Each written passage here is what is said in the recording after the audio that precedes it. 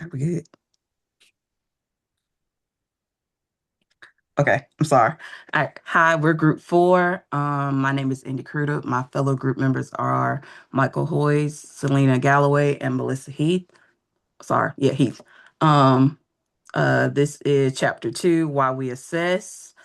The learning targets for this chapter will one, define the meaning of the terms formative assessment and summative assessment. Two, understand the positive impact of formative assessment on student achievement. Three, understand how formative assessment and summative assessment fit into a balanced assessment system. And four, understand research-based strategies for implementing formative assessment practices in the classroom. To connect chapter one to two, chapter one, the purpose was finding out what the assessment is. Now we are answering the why we assess. So I'm going to pass it to my fellow group member to go over target one. Hi, I'm Melissa. I had target one, which was define the meaning of the terms formative assessment and summative assessment. And the chapter defines these as formative assessment, formal and informal processes teachers and students use to gather evidence for the purpose of informing next steps in learning. And the summative assessment is defined as assessments that provide evidence of student achievement for the purpose of making a judgment about student competence or program effectiveness. And assessment literate educators know how to use both of these assessments to create informational based instructional decisions that benefit student learning. And a quick way to remember them is formative is during and summative is after. And then some examples of formative is things such as discussions, worksheets, exit tickets, and student questions during the learning and lesson process. And summative examples are quizzes, projects, tests, and exams. A formative assessment leads into summative assessment, and a focus on formative assessment allows teachers to make the changes in the lesson in real time so that summative assessments are used then to evaluate the students' learning. And if formal assessments are used properly, summative assessments will have better information backing them. That is objective one, and I'm going to pass it on to Michael. Right. Thank you, Melissa. So yeah, building or learning target two is understanding the positive impact of formative assessment on student achievement. And building on the way formative assessment was defined as Melissa explained it, and as in the preface as far as the purpose of the chapter, this one pushes us to see what not just what formative assessment is, but also why it matters. And so the authors made the claim that formative assessment is not just helpful, it's one of the most like powerful instructional tools that we have.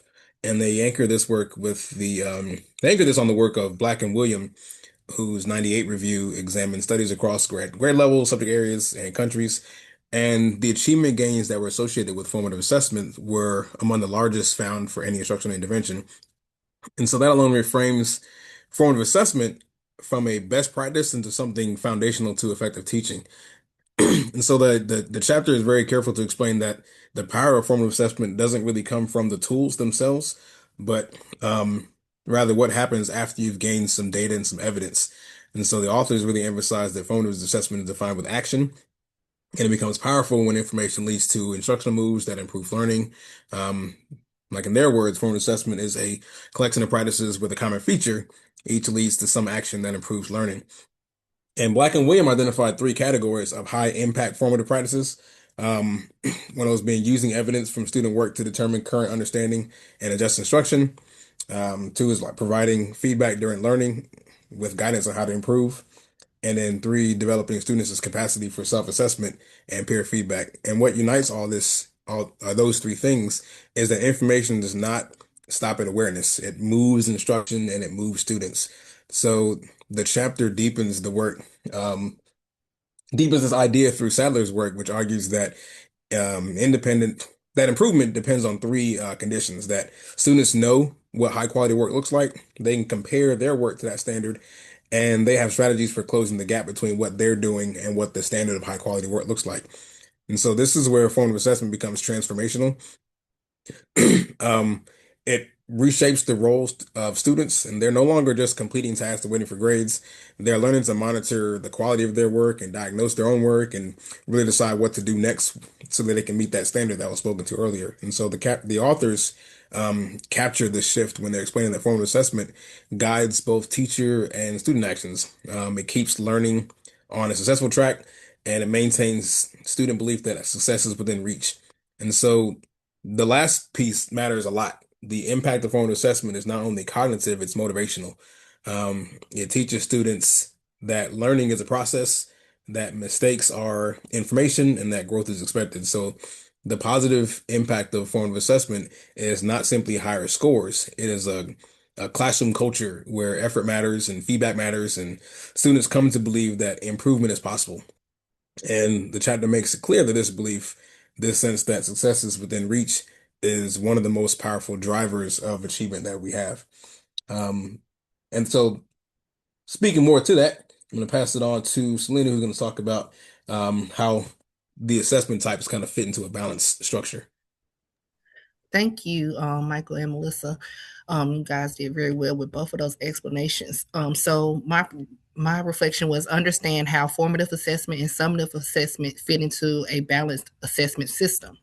So when I think about formative and summative assessment in a balanced system, the biggest takeaway for me is that they both are necessary, but they are not meant to do the same job. Like Melissa stated, formative assessment happens during learning. Is how we check for understanding, adjust instruction, and help our students grow. While summative assessment comes after learning after the learning, it tells us what the students ultimately have mastered. What this chapter really helped me clarify is that problems start when we rely too heavily on summative assessment. If all we do is teach, assign, and grade, we're assuming learning is happening exactly as planned, and it's just not realistic. Learning is messy. Students come in with different backgrounds, different needs, different life circumstances. That's where formative assessment becomes essential. Formative assessment feeds learning. It gives both teachers and students information they can actually use. Things like classroom discussion, quick checks for understanding, feedback on students' work, or even informal conversations help me see what's clicking and what's not clicking. The information allows me to slow down, reteach, or extend learning where needed. What I do for one student, I may have to do extra for another. Even though I do an overall explanation, I still might have to go to one student and break it down. Um, Summative assessment still matters. It certifies learning, grades, projects, tests, final products help communicate achievements to parents, schools, and districts. But in a balanced system, those grades come after students have the opportunities to practice, to receive feedback, and improve. The chapter described this balanced cycle really well. Teach, observe student learning, analyze needs, give feedback, adjust instruction, and then assign grades. This make assessment parts of instruction, not something separate from it. So it's all together. A balanced assessment system also recognizes that the closer assessments is to the classroom, the more power it has on shaping learning. Large scale assessments may have severe accountability purposes, but formative classroom assessments is actually what changes, what actually changes outcomes from students from day to day. Ultimately, formative assessment supports motivation by showing students, like Michael said, it supports motivation by showing students that effort leads to improvement, while summative assessment confirms what they've learned. When both are used intentionally, assessment stops being something that they just measure ups, learning, and becomes something that they actively support it, that supports learning. And with that being said, I will pass it on to Indy. Thank you, Selena and Michael and Melissa, for your great feedback and answers to the concepts. All right, so my target was the fourth one: understand research-based strategies for implementing formative assessment practices in the classroom. This section mainly covered the 7 strategies used in the assessment of learning, and the strategies help how they help students and teachers answer 3 main questions, such as where am I going, where am I now, and how can I close the gap. Where am I going? The first question was answered with the first 2 strategies. In strategy one, as we provide a clear and understandable vision of the learning target. And with this strategy, we share our objectives and goals with our students and targets. Um, it helps students to develop a learning goal orientation and direct their efforts to important tasks. In strategy two, we use examples and models of strong and weak work. This we present students with examples of what we're looking for in their work and what we are not looking for, using maybe something we created ourselves or a previous anonymous student's work. This is to help students develop a vision of what the knowledge, understanding, skill, product, or performance should look like. The next question we answer with the strategies is where am I now? This is covered in strategies 3 and 4. Strategy 3, we offer regular descriptive feedback during learning. This is effective feedback helps to identify strengths and areas for improvement for our students.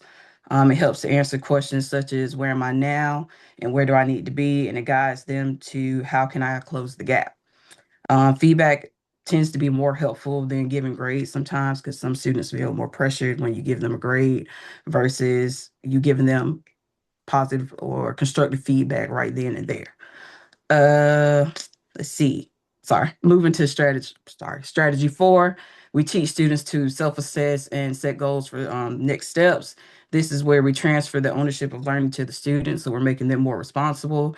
It contributes to students' own self-regulation strategies. Monitoring and regulating their own learning can be taught to all kinds of students, including those with disabilities. So this is a very beneficial strategy for students to use. All right, and the last question that we answer with using the strategies is how can I close the gap, which is covered in strategies 5, 6, and 7. Strategy 5, we use evidence of student learning needs to determine next steps in teaching. This is where we use what they've done to determine if they get the material or not, and do their responses show understanding of the material. In strategy 6, we it's design focused instruction followed by practice with feedback. This is when we specify a lesson based on the feedback which from strategy 4, not 4, sorry, 5. After leading instruction during strategy 6, it's best to let students practice a little bit more before we start reassessing. And the final strategy, strategy 7, we provide opportunities for students to track, reflect on, and share their learning progress. This gives the students the opportunity to learn their own strengths, to see how far they have come, and contribute to their own academic success. All right. So moving on from here, we are going to move to, I want to say it's the critical reflection. I'm going to pass it to my fellow group mate Melissa. So, I want to say everyone did a great job, and for the ideas in this chapter that I found most useful or convincing was, I believe Selena spoke about it, with the balancing, and she made the statement as well with it that instruction alone doesn't create learning. I found that very interesting. As a personal beginning teacher, it can be hard to think past that one a little bit. So it was definitely interesting to see and read about. And another thing that I found interesting is how much of the regular lesson planning and learning of students is actually able to be used as a formative assessment that you just might not realize that you are doing. So that was what I found most useful, and I'm going to pass it on to Michael. So yeah, I was talking about how it aligns with beliefs and whatnot, and so what resonated with me in the chapter is how closely its description of formative assessment aligns with how I kind of experienced teaching in math. So for me, formative assessment has never really been confined to like worksheets or exit tickets and or anything formally labeled, like or check for understanding, that kind of stuff.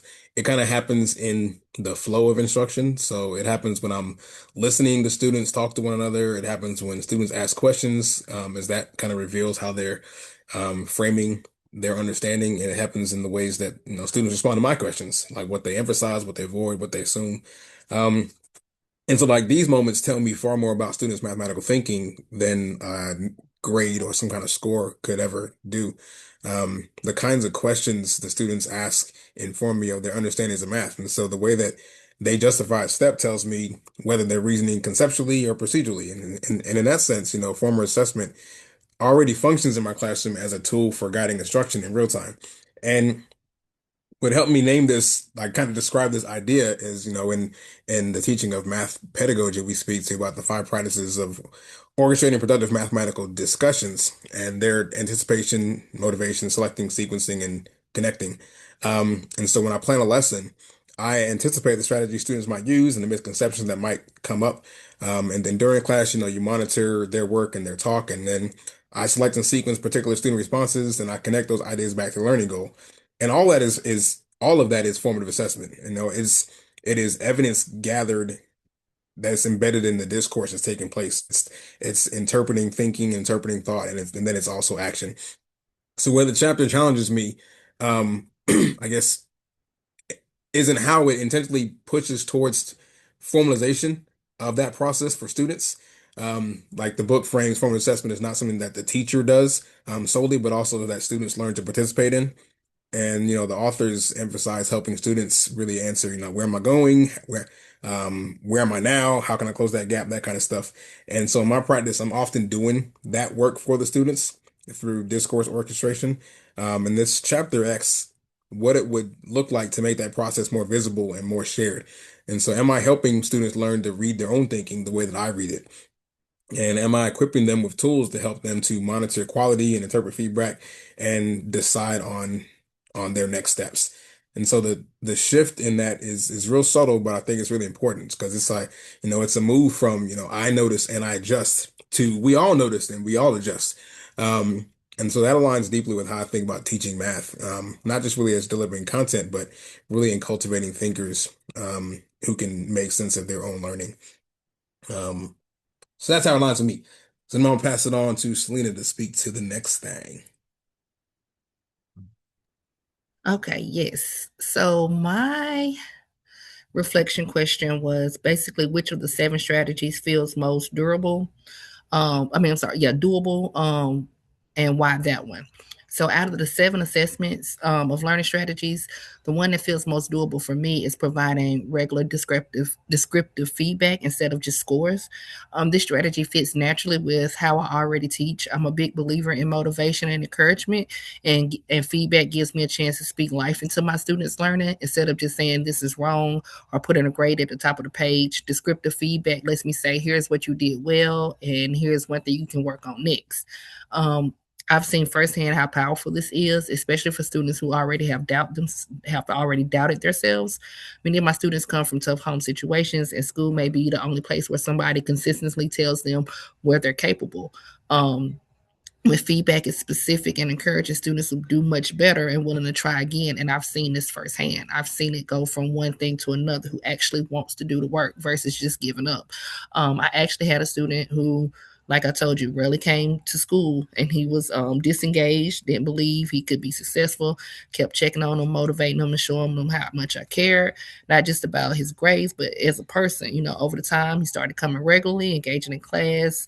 Like I said, he passed with both A's. Even more importantly, now working well and wanting to go to school, secondary education. This strategy works also well with how I structure my assignments. I break work down so it's accessible for learners, including like my OCS students. Um, and I give multiple opportunities. So, like if they miss one day of work, it doesn't, plummet their grade and everything. So providing feedback is doable because it's also doesn't require change in everything I do. It just requires being intentional on how I respond to students' work. It supports motivation, builds confidence, and reinforces the message that that it's a learning process. For me, descriptive feedback is one of the most practical ways to keep assessment focused on growth instead of judgment. And that's exactly the kind of classroom environment I want to create. So for me, using descriptive feedback as a part of formative assessment is the strategy that feels most doable because it supports learning and motivation at the same time. It helps students see growth, not just in grades, and allows me to respond to their needs in real time. And that really ties back to the idea of balanced assessment, when formative assessment guidelines learning, guides learning, and summative assessment comes after students have had a chance to grow. Assessment becomes a support system instead of a stressor. And I'm excited to hear the rest of you are thinking about these strategies and how you might put them in your own classroom. So I'll pass it on over to Indy. Thank you, Selena and Michael and Melissa. So my part was the uncertainty or hesitation. So I'm answering which ideas feel hardest to enact and what feels risky or unclear in real classrooms. So for me personally, I can't remember exactly where in the reading or if I'm getting it mixed up with readings from my other class, but there was a part where it's saying not to put so many grades. It was like dealing with formative assessments. Um, and I thought about how my kids are, where I give them work, and it's like I don't want to grade everything they do, but because you have kids that don't want to do their work, you have to grade everything they do. And I know that tears down on some of the kids, and I hate doing it because of that. So that's why it's a whole uncertainty and hesitation thing. Um, so that feels risky to me, just like not grading every single thing they do, because then it's like, then they gonna feel like, oh, I ain't gotta do it. She ain't gonna give me a grade anyway. And if you work in high school, you know they're gonna do that faithfully.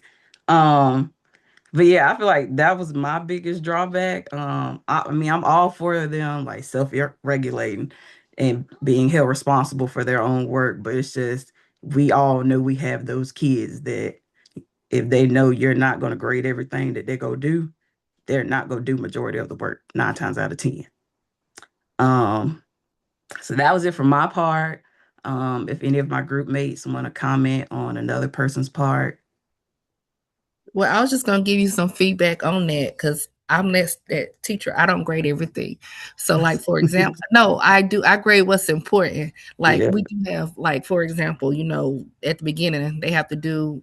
We getting to know each other, so they have to do an about me presentation because it's a presentation class. So just to break ground, give me this is the outline of your PowerPoint. It's about you. You have to include all that. I don't grade that. Everybody's like, you gonna grade that? I said, no. I mean, I don't tell them to after the fact when all these other grades go in. It was like, oh, you're not gonna grade that? No, I'm not grading it. So it just depends on the actual how much it weighs. And then like for the first one, the guided notes, it was only worth 10 points because I wanted to make sure everybody was paying attention. I did grade it, whether it's 10 points or not. So like you just have to pick and choose. It's not a lot that I do not grade. Now I do grade a lot of stuff, but it's some stuff like I don't grade. Like the Wayground videos, it used to be quizzes. That I tell them I count them as a quiz grade, but I might not count all of them. So if they did 3, I might count one of them. So like just picking and choosing, so they don't know. That way they don't know what's gonna get graded or what's not gonna get graded. That's just the idea of just trying to put that in there, because at the end of the day, all that work is a lot of work, and I don't want to be grading all that. Yeah, Yeah, you it sound is. like me. That's same deal. And I think, I'll I'll grade some things for just attempting, just putting forth some effort versus actually looking to see if things are accurate or not. So like, if I give homework, if you don't grade or give something for homework, they're gonna stop doing it. And so I'll put in something, but all right, you did, 80% of this, whatever. Here go, 100 on that because you tried. Um, And sometimes I'll be like, I'm about to grade this, and I'll have a stack of papers sitting there, and I'll just file 13 that thing a couple weeks later, because I ain't about to look at that. But it's important. Like I'll collect it, so they think I'm about to grade it. But I'm not about to. I don't have. Yeah, we don't have the bandwidth to be looking at everybody's stuff. You got 100 something kids, and like you can't do that. You can't do that all the time to be looking at everything. And I never liked the idea of having students grade other students' work, like actually grade it.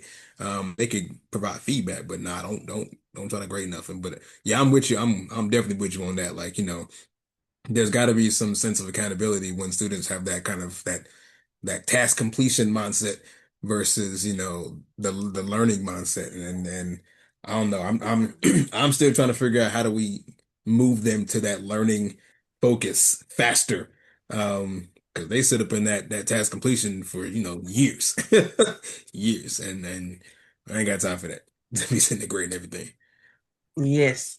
Um, yeah, I completely agree with everything both of y'all said. And then Um, it also depends on how they're weighted.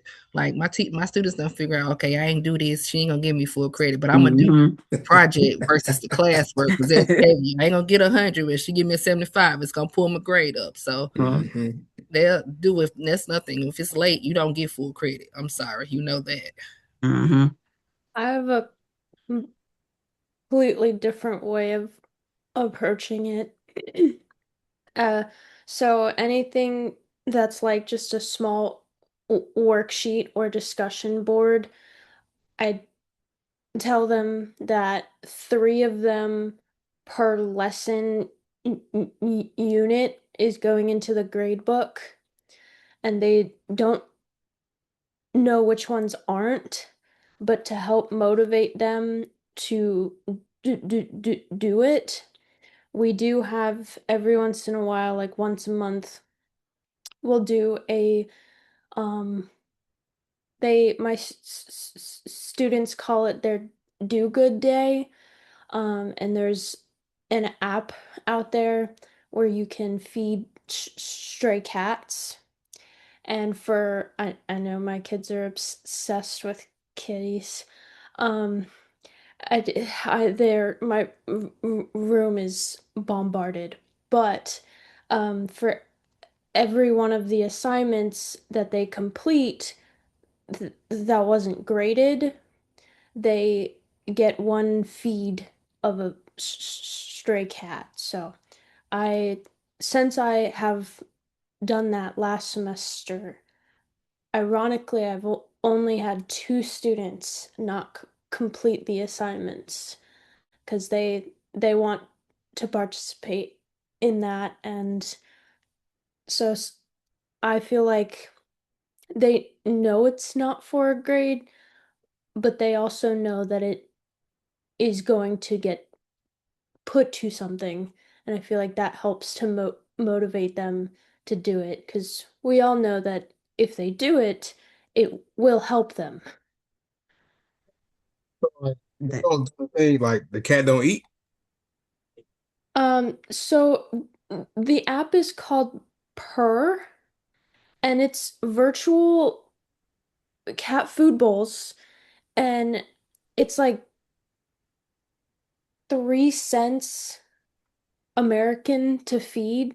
So every month when we do it, I think I spend a total of maybe $10, and I let them flip through it, and they can press the little feed button, and in real time they can see it feed the cat, and they get really excited, and it's doing something good for the world. So I feel like it's a double win, and they feel good about it, and they always have attendance on those days.